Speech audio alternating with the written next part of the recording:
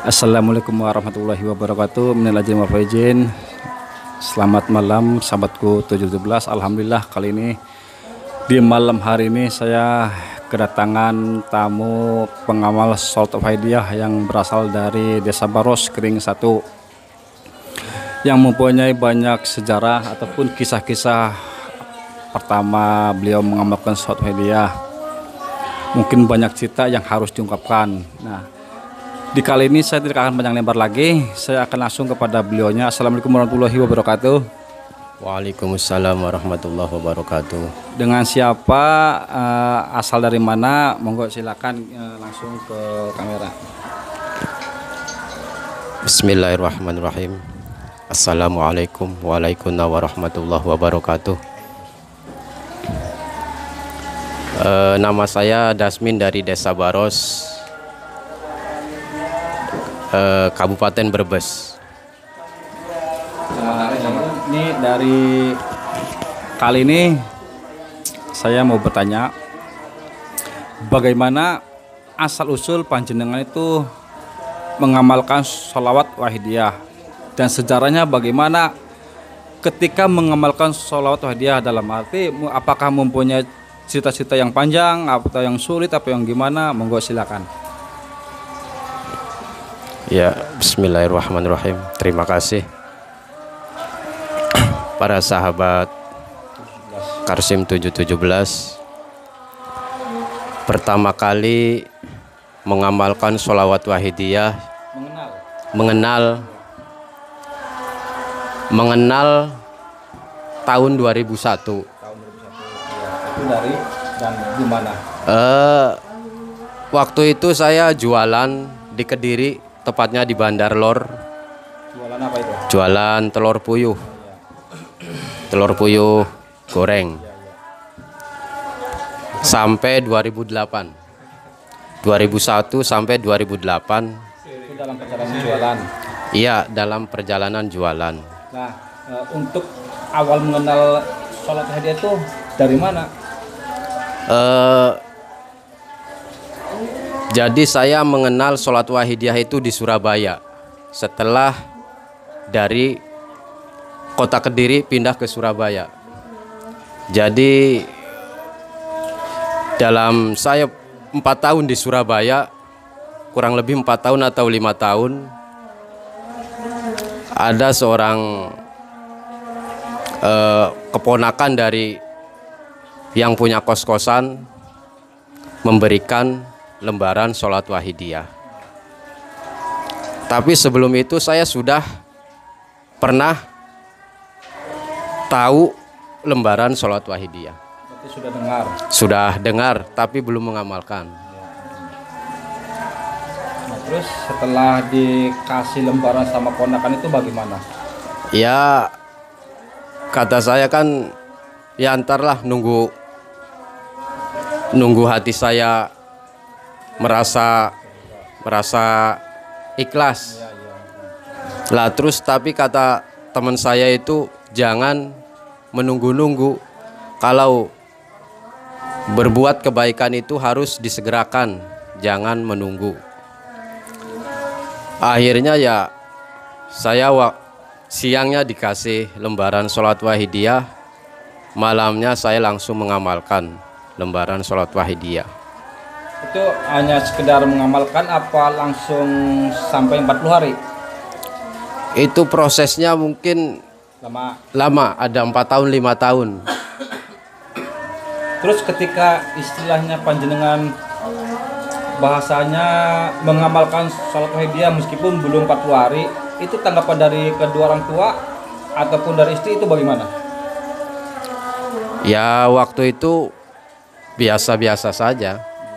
Apakah ada ketidakcocokan? Iya, ada. Dengan alasannya apa katanya?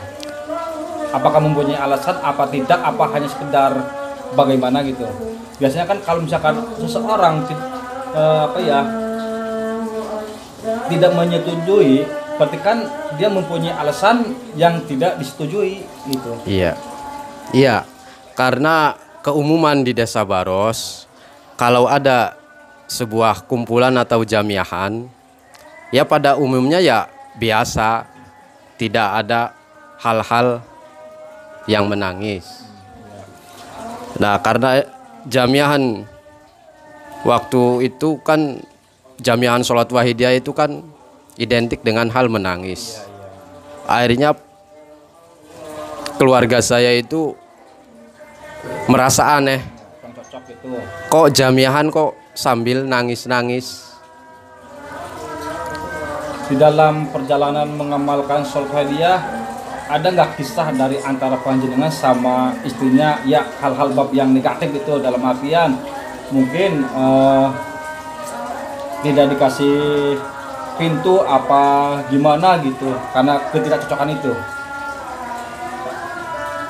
Iya, mungkin itu pribadi saya, pribadi saya sendiri, karena saya kalau keluar rumah itu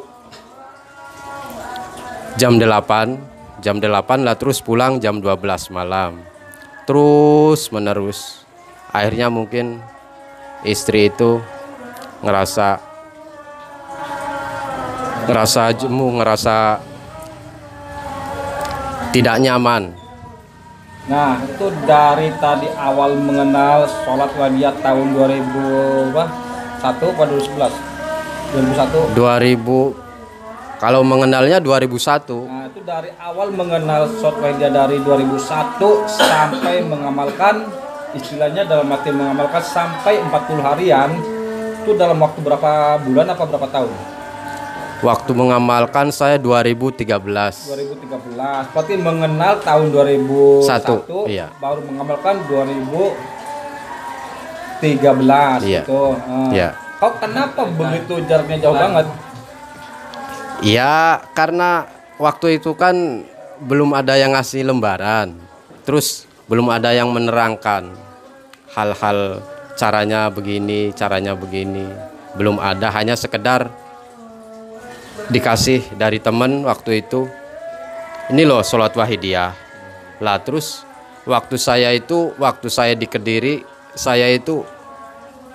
hati saya itu kalau saya ingin mondok itu ke Lirboyo. Oh gitu. Iya, karena Lirboyo itu Luas gitu. pondok favorit. Ya. Nah, ketika mengamalkan sholat wahidiyah, ada nggak dampak-dampak dari sholawat tersebut? Dalam artian sholawat tersebut tuh berfaedah seperti A, B, C gitu. Ada nggak dampak dari panjenengan setelah mengamalkan sholat wahidiyah ataupun ketika mengamalkan sholat wahidiyah? Dampaknya istilahnya, ya hati saya semakin begini, begitu, ada nggak? Ya, waktu pertama awal-awal ya merasa tidak ada efek. Mengamalkan berbuat maksiat terus menerus. Jadi nggak ada efek ke ranah ruhani batiniah. Jadi ya saya sendiri sempat 1 minggu bahkan 1 bulan tidak mengamalkan. Nah, terus setelah mengamalkan, dalam artinya apa sih dari sholat wahidiyah itu yang bikin jenengan begitu tertarik? Contoh misalkan, kan hati saya semakin terbuka, selalu mengingat dosa, ataupun bagaimana? Mau jelaskan? Ya, jadi saya selama perjalanan di dalam mengamalkan sholat wahidiyah ataupun mengikuti jamiah lainnya, saya merasakan tidak ada jamiahan yang seperti di dalam sholawat wahidiyah. Merasakan secara, kok bisa menangis, kok bisa merasakan menjadi orang yang berdosa, merasa orang yang hina. Jadi pada umumnya jamiahan-jamiahan di Desa Baros itu waktu itu ya biasa-biasa saja. Tidak ada yang membuat hati ini bergetar ataupun bisa menangis. Sebelum mengamalkan sholat wahidiyah, apakah panjenengan sudah mengamalkan amalan-amalan yang lain? Oh iya, jadi setiap sholat dalam 1 hari terkadang 1 kali atau 2 kali membaca sholawat nariyah 11 kali atau doa nurbuat 3 kali atau 7 kali. Itu sebelum mengenal mengamalkan sholat wahidiyah. Terus setelah mengamalkan, apa yang dipompong oleh panjenengan? Ya, saya itu orangnya cepat bosen, Mas. Iya, jadi cepat bosen itu kok nggak ada efeknya. Maksudnya kok seperti biasa-biasa saja. Nah, setelah saya mengikuti mujahadah kubro, kok hati ini merasa apa, tidak ada jamiahan yang seperti sholat wahidiyah. Contohnya, maksudnya tidak adanya seperti apa? Ya, hati ini tidak merasa bergetar, hati ini tidak merasa hina, berdosa. Jadi pada umumnya jamiahan di desa saya itu waktu itu biasa-biasa saja. Ketika mengamalkan sholat wahidiyah, ada nggak seperti pengalaman-pengalaman rohani ataupun ya seperti mimpi-mimpi gitu?